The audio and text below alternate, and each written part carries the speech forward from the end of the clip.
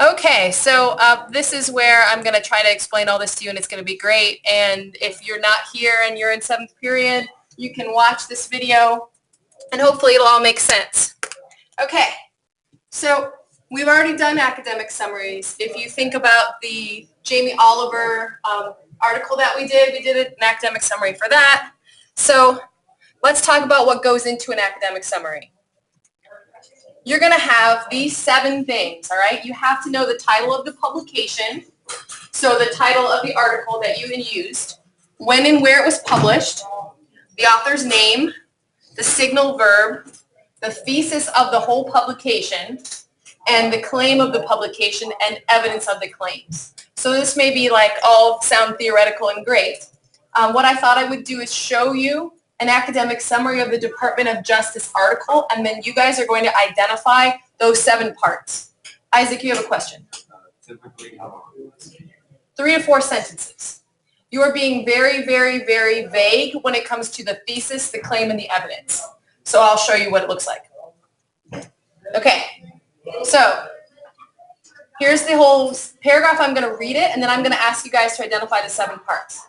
In DOJ says it's unconstitutional to ban the homeless from sleeping outside, published on NPR's website on August 14, 2015. Carrie Johnson reports the opinion of Vanita Gupta, the leader of the Civil Rights Unit at the Department of Justice, that criminalizing the homeless perpetuates homelessness. She claims that criminalizing the homeless is a violation of the 8th Amendment because criminal records prohibits the homeless from finding work, and because without sufficient shelter, it is impossible for the homeless to find housing.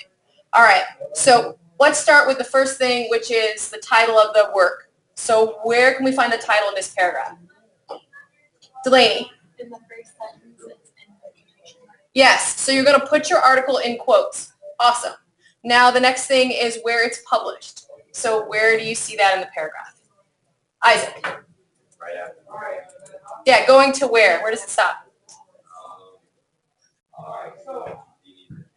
Yeah, the date. So published on NPR's website and the date. So I could have spelled out National Public Radio. I could have done npr.org. I could have done that too.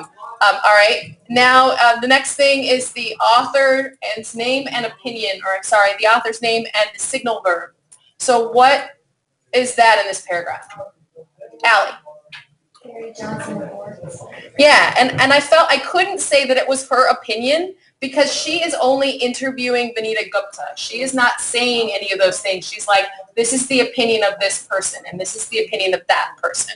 So for my article, Carrie Johnson reports is the author and the signal verb. And this next part is what? What comes after the signal verb? Look, if you're looking at the PowerPoint right before it, Jacob, what comes right after the signal verb? The thesis. So Vanita Gupta, the leader of the Civil Rights Unit at the Department of Justice, that criminalizing the homeless perpetuates homelessness. So I'm saying, in general, this whole article is that if you make homeless people a criminal, then they will always be homeless. That's what I think the thesis of the paper is. Now, it isn't like they have a sentence in the article that is the thesis. You have to decide what you think the main point is.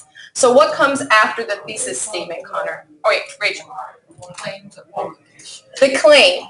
So she says you make somebody a criminal, then they will always be homeless. So what's her claim?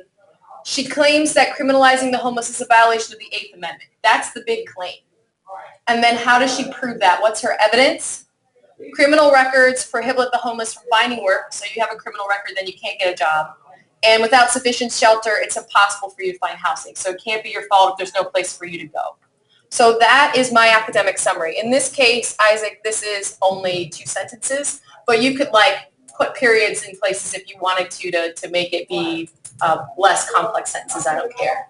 As long as you have the title, the author, where it's published, the thesis statement, the signal phrase, all those 7 things, as long as you have those, then I'm fine with it.